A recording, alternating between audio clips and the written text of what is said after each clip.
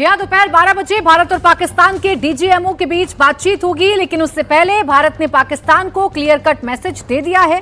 भारत ने पाकिस्तान को बता दिया है कि किन किन मुद्दों पर बात होगी, किन मुद्दों पर बात नहीं होगी। भारत के DGMO lieutenant general Rajiv Ghai ने बता दिया है कि भारत सिर्फ पीओके के मुद्दे पर ही पाकिस्तान से बात करेगा, ना तो सिंधु जल संधि पर कोई बात होगी, ना ही कश्मीर के मुद्दे पर कोई बात होगी। आपको जानकारी दे दे, आज दोपहर 12 बजे तक दोनों देशों के बीच सीज़फायर लागू है। सीज़फायर बढ़ाने पर ही दोनों देशों ने फैसला लेना है। Director general of military operation यानी कि डीजीएमओ की बातचीत में यह तय होगा। भारत के DGMO lieutenant general Rajiv Ghai और पाकिस्तान के DGMO major general Kashif Abdullah के बीच हॉटलाइन यानी फोन पर बातचीत होगी। तो 90 मिनट बाद यह तय होगा कि भारत और पाकिस्तान के बीच में तनाव जारी रहेगा या ये तनाव कम हो जाएगा। तो ये बड़ी खबर इस वक्त आपको बता रहे हैं। सीज फायर तो अभी लागू है, लेकिन इस सीज फायर के बाद आज क्या फैसला होगा ये अब से 90 मिनट बाद तय हो जाएगा। ये तय हो जाएगा कि भारत का आगे स्टेप क्या होगा। भारत लगातार ये कह रहा है कि हमारा मकसद सिर्फ टेरर को खत्म करना है, हमारा मकसद सिर्फ और सिर्फ आतंक को खत्म करना है, और ये बात प्रधानमंत्री नरेंद्र मोदी के मैसेज से भी क्लियर हो जाती है। देवेंद्र लगातार हमारे साथ बने हुए हैं। अब तो देवेंद्र, सबकी निगाहें इसी बात पर है कि दोपहर 12 बजे क्या होगा, लेकिन उससे पहले के घटनाक्रम को देखें तो समझ में आता है कि भारत ने यह तय कर लिया है कि हमें पाकिस्तान से क्या कहना है, उससे क्या बातें मनवानी है और भारत का क्या स्टैंड रखना है। बिल्कुल प्राची, इसमें कोई दो राय नहीं। और दोपहर 12 बजे की जो बैठक होगी और 2:30 बजे जिसके बारे में ब्रीफ किया जाएगा, उसमें कोई बहुत बड़ी क्रांतिकारी चीज़ और क्रांतिकारी इन्फॉर्मेशन सामने आ जाए, इसकी दूर दूर तक कोई संभावना नहीं। भारत अपना जो मैसेज पाकिस्तान को देगा, पाकिस्तान की तरफ से जो बातचीत होगी, सिर्फ बहुत आप कहें तो एक संक्षिप्त तौर पे वैसे ही इन्फॉर्मेशन रहेगा, उसमें कोई बहुत डिटेल होना ही नहीं है, क्योंकि ये सब कुछ पाकिस्तान को करना है कि वो कैसा ट्रीटमेंट भारत से चाहता है।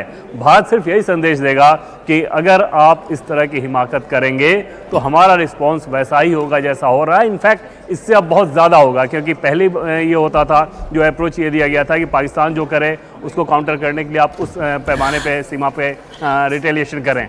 अब ये कह दिया गया है कि पाकिस्तान जो करें उससे कई गुना ज़्यादा आपको करना है। और जो बाकायदा उदाहरण देखिए कि अगर वहाँ से एक गोली आ रही है तो आप यहाँ से गोला फेंक के मारें, तो उस कंडीशन में समझा जा सकता है। और ये भी बताया गया था कि गोला की कमी नहीं रहेगी, जितना गोला आप दागना हो दागते रहें, अगर पाकिस्तान सीज फायर का वायलेशन करता है तो उस मैसेज को बहुत लाइव एंड क्लियर डीजीएमओ बताएंगे पाकिस्तानी काउंटर पार्ट को। अब देखना होगा कि पाकिस्तान की तरफ से क्या एश्योरेंस दिया जाता है।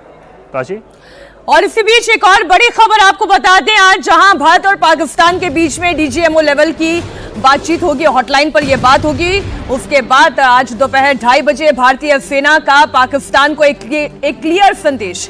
आपको बड़ी खबर दे दें, आतंकी हमले को युद्ध समझा जाएगा। आज तीनों सेनाओं की तरफ से दोपहर 2:30 बजे भी एक प्रेस कॉन्फ्रेंस होनी है, इसमें भी पूरी डिटेल दी जाएगी और ऑपरेशन सिंदूर को लेकर डिटेल दी जाएगी। लेकिन उससे पहले एक बड़ी खबर और आपको बता दें, जो भारत का स्टैंड है बड़ा स्पष्ट है, बड़ा क्लियर है और बड़ा लाउड है।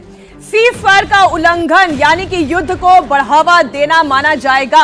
भारत के अगर नागरिक ठिकानों पर हमला होता है तो इसे एक्ट ऑफ वॉर माना जाएगा।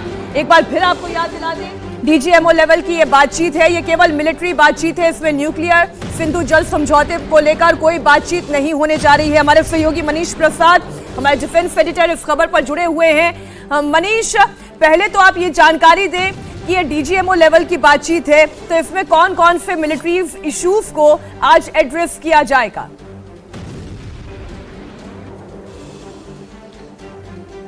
मीनाक्षी, हमें बहुत ही क्लियरली आर्मी हेडक्वार्टर के द्वारा, सोर्सेज के द्वारा ये ऑफिशियली बताया गया है कि दरअसल 4 और 5 मेन इंपॉर्टेंट पॉइंट्स हैं, क्योंकि इनका मैंडेट मिलिट्रीली है, इसका मैंडेट कहीं से भी और कोई नहीं है, चाहे इंडस वाटर ट्रीटी हो या न्यूक्लियर हो या बाकी का कोई भी रणनीतिक या डिप्लोमेटिक बातचीत। तो इसमें सबसे पहला और इम्पॉर्टेंट है कि पाकिस्तान सीज फायर वायलेशन करना बंद करे। अगर वो करता है, सिविल लोगों को नुकसान पहुंचाता है, तो खामियाजा पाकिस्तान को उठाना पड़ेगा। दूसरा इसमें बहुत ही इंपॉर्टेंट है कि सिविल लोगों की ह्यूमन शील्ड बनाकर भारत के सिविल लोग और मिलिट्री टारगेट्स को करना टारगेट करना पाकिस्तान इसे बंद करना होगा। अगर ये अगले 24 घंटे में, जैसे कल रात से अभी तक नहीं किया, अगर ये सस्टेन नहीं करता तो पाकिस्तान को इसका भारत का कड़ा रुख देखना पड़ेगा। और उसके साथ साथ जो मेन मिलिट्री लोकेशंस हैं, जैसे पाकिस्तान की तरफ से इसे टारगेट किया गया, अपने ड्रोन वाली आतंकी साजिश किया गया, इन सबको बंद कर एक बार फिर से नॉर्मलाइज सिचुएशन करनी होगी। और ये प्रपोजल भारतीय सेना के द्वारा दिया जाएगा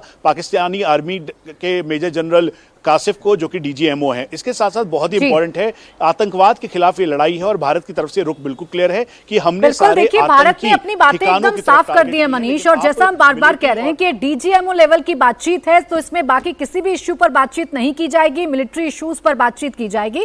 भारत और पाकिस्तान के डीजीएमओ की बातचीत में इस बात का फैसला हो जाएगा कि भारत और पाकिस्तान के बीच सीज फायर आगे बढ़ेगा या फिर युद्ध होगा। लेकिन इस बीच भारत की ओर से एक और बड़ा बयान सामने आया है। भारत ने साफ साफ कह दिया है कि ऑपरेशन सिंदूर जारी रहेगा। यह तब तक जारी रहेगा जब तक एक एक आतंकियों का खात्मा नहीं हो जाएगा। इतना ही नहीं, भारत ने साफ कर दिया है कि अगर आतंकिस्तान से एक भी गोली चली तो इसका जवाब गोले से दिया जाएगा। Our objective was to address these two terrorist camps, and that we did with precision. And thereafter, we maintained a robust air defense posture, because remember, our objective was to target the terrorists and terrorist infrastructure, not any other infrastructure, not the Pakistani military, not the Pakistani any other infrastructure. So that is what we have maintained on the 7th of May. We were saturated with a raid of Pakistani unmanned aerial vehicles and small drones, and these came in waves in our civilian areas, over our military installations, and all of them were successfully intercepted. Robust counter-US hard kill and soft kill systems, which did the job. However, the difference here was that we had targeted the terrorists. The adversary now has targeted our civilians and the military infrastructure. So it had to be responded to. So in a quick and calibrated response, that very night, we struck their radar installations at Lahore and close to Gujranwala, the LYT installation, to indicate to him that we are ready